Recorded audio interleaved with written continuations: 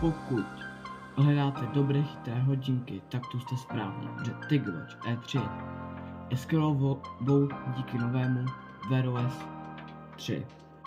Díky novému Wear OS 3 si můžete stát nové různé aplikace, například WhatsApp, nebo vylepšené Google mapy a tak dále. TicWatch E3 má 1,3 palcový LCD displej, není to AMOLED, není tmavá černá.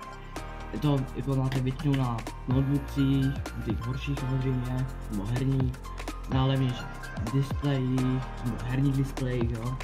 A tam je kdo micro OLED a je no. A je to 2,5D zakřivený sklo. Rámeček je bohužel plastový, není to kov, ale díky tomu jsou taky extrémně lehké. Samozřejmě, že je zvykem u prostě chytrých hodinek, tak dokáže měřit tep, okysličení krve, spánek, stres, dýchání, srdeční frekvenci a tak dále. Má tam více než 20 prostě profesionálních režimů cvičení. Je tam vystavená GPS, takže když nebudete připojení k telefonu, tak tam máte GPS, bohužel nemůžete volat, protože musíte mít připojený Bluetooth. Je tam IP68, takže bude to prostě odolné proti vodě a prachu. Já bych se tím nepotápěl, ale vydrží to.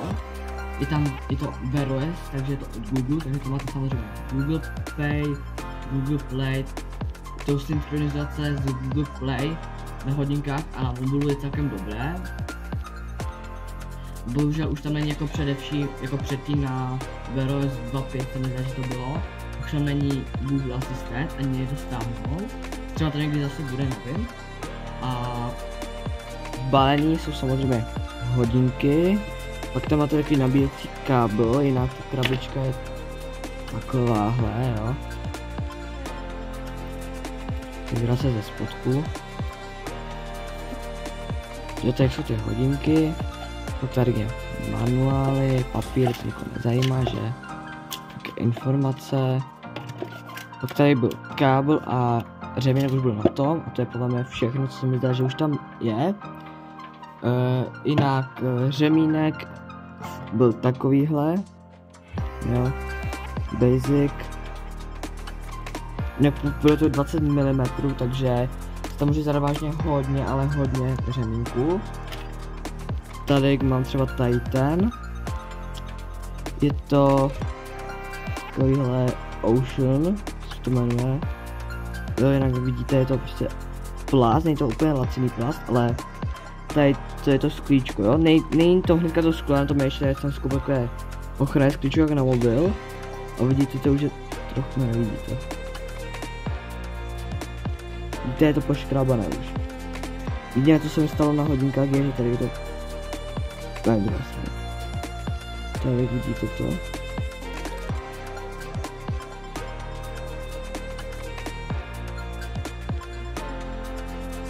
Nevím, třeba to. Jo, vidíte tam trochu asi. A si můžete koupit třeba takovýhle řemínek, že, nebo takovýhle. Takový látkový na suchý zips. Jo. Je dobrý.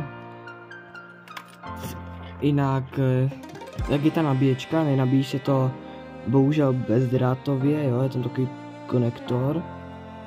A já jsem si koupil tady tuhletu nabíječku, kterou používám vlastně skoro každý den. Je to takováhle nabíječka, kde si vlastně vždycky jenom takhle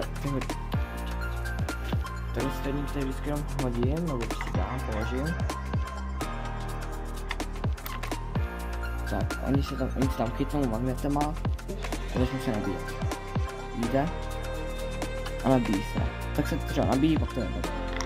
Já si mu dám na ruku a to. Teď tam taky dám do podpisu, jako to nálepku než na oboustranné izolepě. To bude asi pro tato video všechno tady těch chytrých hodinkách. No vlastně ještě ne. Tady ty hodinky, než jsou na dvakrát velké, jo, třeba oproti TicWatch Pro, ty vyšší řadě, tak to je celkem malé. Vidíte, tak na mojí ruce dnes 13, jo? Bylo to takhle. Já vám ještě dám porovnání s MyBandem 6. Tady tohle je MyBand 6, jo? Nemá tam GPSku, ale má tam zase NFCčko a to sportovní náramek, takže dívejte se, jo? To je ohně to, tak je AMOLED se mi zdá, tak není, jo? Ale mi to moc nevadí. Jo, takhle je prostě. Tady budou máte informace, tady máte prostě oznámení z telefonu, na vrchu nastavení, tady widgety na boku všude.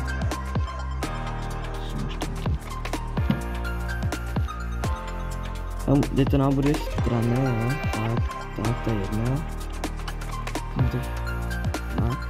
Když máte že tady tu korunku, tak se dostanete do aplikace. To je tu všechno a já už se sama rozloučím a zdar u dalšího videa. Zdar.